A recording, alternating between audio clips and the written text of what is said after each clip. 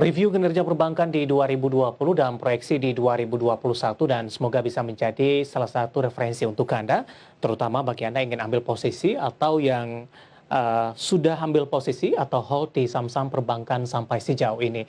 Ya, dari topik pilihan berikutnya kami akan mengajak Anda untuk menyimak informasi emiten pilihan yang berhasil dihimpun oleh tim redaksi kami dan kali ini dari komunitas mineral mentah ada Antam, tapi kali ini informasinya cukup berbeda pemirsa. Setelah sebelumnya kita menyampaikan informasi Antam terus mengalami penguatan dengan berbagai sentimen yang berkembang.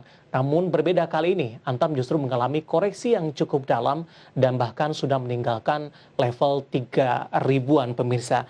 Tidak terpengaruh oleh beberapa sentimen terutama dari komunitas, tapi ini lebih berkaitan dengan beberapa aspek lainnya pemirsa. Salah satunya adalah informasi yang akan kami sampaikan berikut ini. Di mana emiten pertambangan mineral PT Aneka Tambang Tbk atau Antam ini mengajukan banding atas putusan Pengadilan Negeri Surabaya terkait kasus gugatan salah satu pengusaha asal Surabaya sehingga perseroan dihukum membayar kerugian mencapai 817,4 miliar rupiah.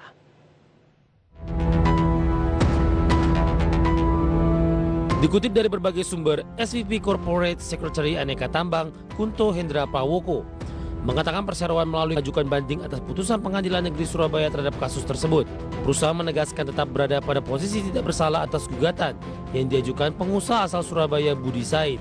Untuk diketahui, Pengadilan Negeri Surabaya mengabulkan gugatan pengusaha asal Surabaya Budi Said pada Jumat 15 Januari 2021. ANTM menyatakan terbukti telah berbuat melawan hukum atas hilangnya 1.136 kg atau 1,1 ton emas atau setara 817,4 miliar rupiah.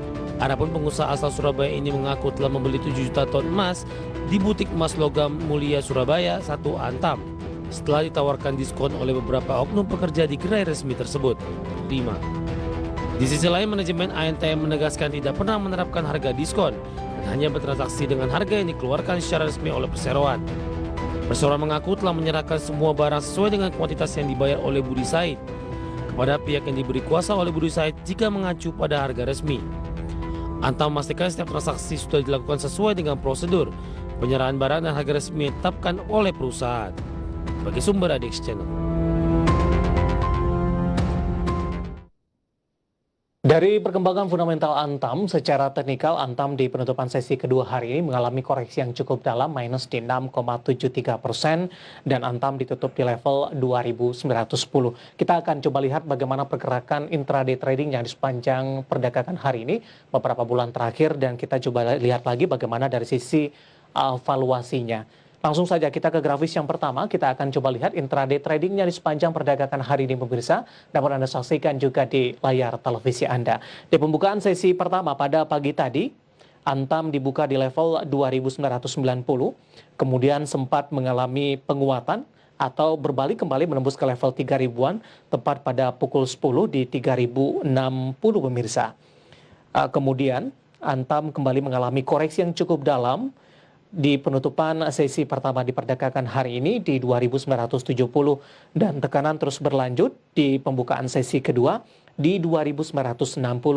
Kami update di penutupan sesi kedua di perdagangan hari ini, tekanan semakin dalam pemirsa, 2.910 minus di 6,73%. Dan 2.910 posisi penutupan di sesi kedua hari ini merupakan posisi terendah di sepanjang perdagangan hari ini. Sementara posisi tertinggi sempat menduduki di level 3.140. Intraday tradingnya untuk Antam. Berikutnya kami akan mengajak Anda untuk melihat bagaimana pergerakan saham Antam dalam beberapa bulan perdagangan terakhir. Dapat Anda saksikan juga di layar televisi Anda mulai dari Juli, Agustus sampai dengan perdagangan hari ini. Juli Agustus di 2020. Di 1 Juli masih bergerak di level 600, kemudian di 3 Agustus di level 700, 1 September di 840, kemudian di Oktober awal ini mengalami koreksi meninggalkan level 800 di 735, di November ini mengalami penguatan yang signifikan di 1100 pemirsa, di 1 Desember di 1155, penguatan masih terus berlanjut. Kemudian dalam beberapa waktu terakhir, harga saham Antam ini mengalami penguatan yang signifikan dan menembus ke rekor tertingginya all time high-nya sempat menyentuh ke level 3.000-an dan hari ini di pembukaan sesi kedua berada di level 2.960 dan di penutupan sesi kedua di 2.910 melemah di 6,73%. Nanti kita juga akan bahas bagaimana pola pergerakan saham Antam, apakah ini hanya pelemahan sesaat saja atau memang dari sisi fundamental sangat mempengaruhi dari pelemahan Antam di perdagangan hari ini. Dari sisi valuasi, kita akan coba lihat pemirsa, kita ke grafis selanjutnya. Posisi dari price to earning ratio atau PER ada di kisaran 64,05 kali. Kemudian posisi PSR, price sales ratio, di 2,97 kali. PBVR atau PBV-nya untuk Antam, price book value ratio, ada di kisaran 3,77 kali. Sementara posisi price cash flow ratio atau PCFR ini berada di kisaran 47,90 kali. Ya, kombinasi fundamental, teknikal, dan juga dari sisi valuasi, semoga bisa menjadi salah satu referensi untuk Anda pemirsa. Dan lagi-lagi keputusan investasi tetap ada di tangan Anda, para investor dan trader pasar modal Indonesia. Kita akan jeda kembali terlebih dahulu dan tetap di tempat Anda, karena setelah ini kita akan coba review bagaimana jalannya perdagangan di sepanjang hari ini. Dan kami ingatkan kembali, Anda masih bisa secara aktif berpartisipasi, bergabung bersama kami di telepon interaktif dan juga WhatsApp interaktif, seperti yang tertera di layar televisi Anda nantinya. Kami akan segera kembali sesaat lagi.